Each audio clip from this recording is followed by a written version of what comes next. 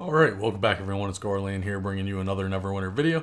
And today is going to be our first preview video for Mod 13. We are on the preview server currently. Just as always, a small disclaimer, anything shown in this video is of course subject to change. We are on the preview server, so they can adjust anything they want before it actually makes it to the live servers. Today we're going to be taking a look at the new mounts, the new companions, the new artifact, as well as the artifact 3-piece gear. So let's go ahead and jump right into it. So as far as the mounts go, there is a new spiked Dion. Now you'll notice in the tooltip that it said it's only available in the Zen market, guys. So this is probably going to be an epic mount that you can instantly buy, probably for the same price tag as all the other epic mounts, which is about 2,000 Zen. It is a cool looking skin, but you yourself are going to have to decide if it's worth the, price tag of 2,000 Zen. Now in Mod 13, the legendary mount coming out of the lockbox is going to be the Triceratops. It doesn't really have that great of a combat power, and it's another defense mount, so unless you still need a defense mount, it's just going to be another expensive mount skin, guys. You're looking at a 3 to 4 million, 5 million possible price tag. It does look decent.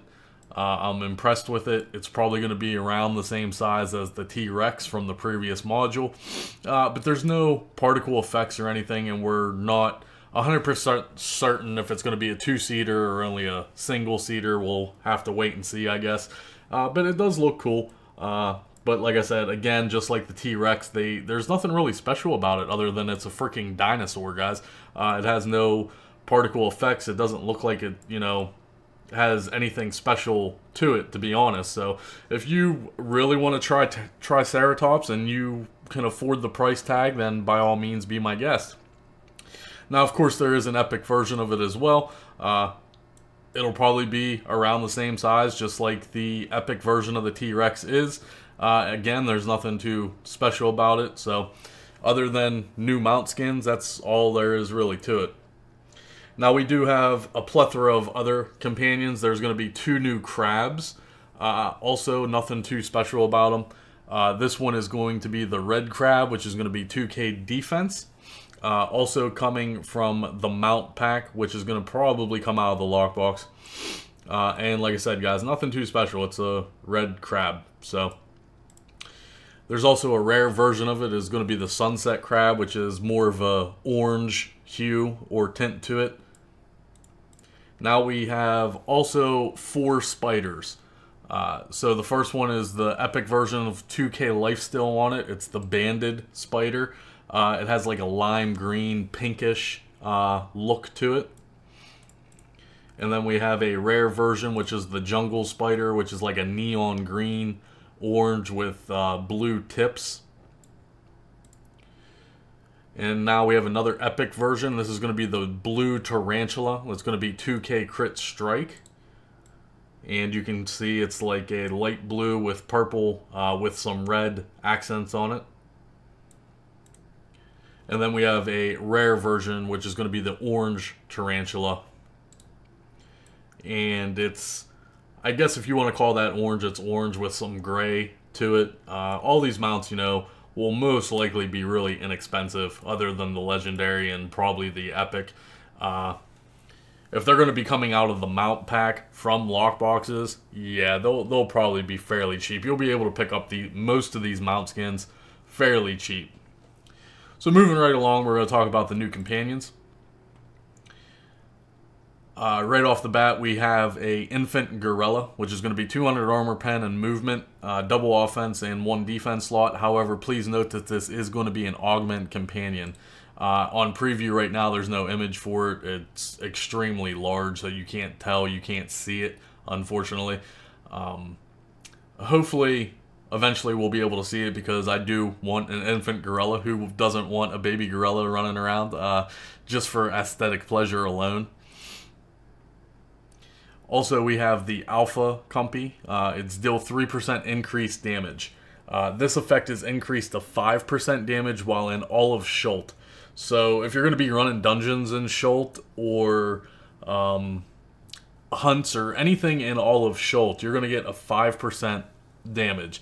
So this could be an upgrade to your Siege Master, where your Siege Master is only 4% and 8% in the Stronghold. Well, if you're in Schulten and you want to pick up, one of these, it's going to be 5% damage for all of Schulten. But also please note that this is going to be only a Zen market, so you're going to have to pay for this. So you're going to have to decide, is the 1% damage bonus really worth it for the content? That's everyone's personal choice. Now, rounding out the list, we have the Schulten Tiger. Now, in my own personal opinion, this is going to be the best in slot companion. This companion right here is going to replace the Sellsword, the Con Artist, and the Rebel Mercenary. Now, also please note that this is going to be a Zen market. You're going to have to buy this either through the ADX or your, pocket. You're going to have to pay real cash to get this. But as long as it doesn't change statistics on it, this is going to be the best in slot companion coming up for Mod 13. So the active bonuses: on the start of combat, your run speed and damage are increased by 5% for 25 seconds. It also has another active bonus to drop the Omeron Treasures and Lost Idols, which are 2 new currencies coming in Mod 13, by 10%. So the Schulten Tiger is the counterpart to the Schulten Hunter from Mod 12 to gain Schulten Riches and Forgotten Totems 10%. However, they added the damage bonus to this one for 25 seconds. Now you're thinking, why is this going to be the best in slot companion, Gar, blah, blah, blah, 5% damage is dookie. Well, let's take a closer look at this companion. So upon further review, automatically we have 3 offensive slots: ring, and necklace. So the necklace is going to be undoubtedly the hardest to get. You're going to have to run Illusionist Gambit until you get the necklace that you're after. But 2 ring slots make up for that, so you'll have to struggle getting the necklace. Now, if we look at the statistics on this, it is a power, crit, armor pen, striker companion. So he's going to be attacking fast, and he will keep your bonding stones refreshed. So now here's the big deal, guys. If we look at his combat powers, he has a claw ability, which if he has combat advantage, so if he's standing behind whatever you're attacking, he will also cast a DOT. If we scroll down, he has a rendering swipe, which will also cast a DOT. Now we can't see, it has a 12-second cooldown, but if has a combat advantage here, his melee is basically once every second, and if he has the combat advantage, he's going to keep refreshing his DOT. Now, why is this DOT so important? Well, if we look at Killer Instinct, it says enemies that are affected by the Tiger's DOT bleeds take 10% more damage from all sources and increase the Tiger's damage by 20%.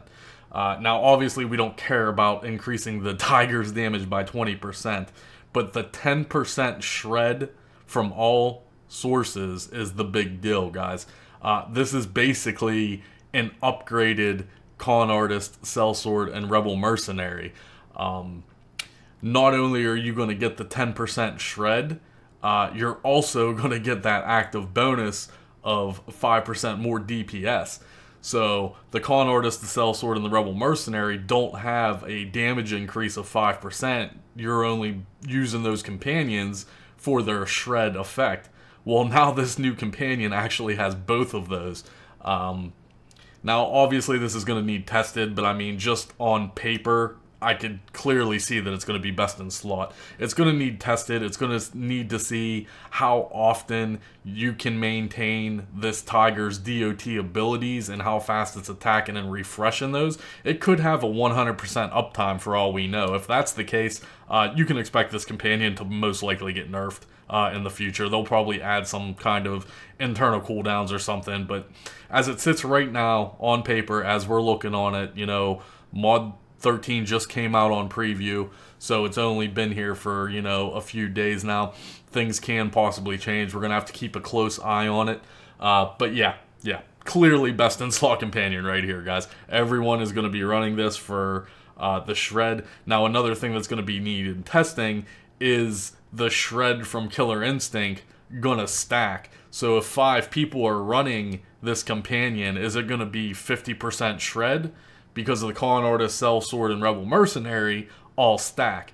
So there could be some issues with maybe you're going to only have one of these Schulten Tigers and then 4, you know, of the other companions. Your DPS will be running the Schulten Tigers, and, you know, well, like I said, all this stuff will need tested, but on paper, as we're clearly seeing it, this appears to be the upcoming best in slot companion.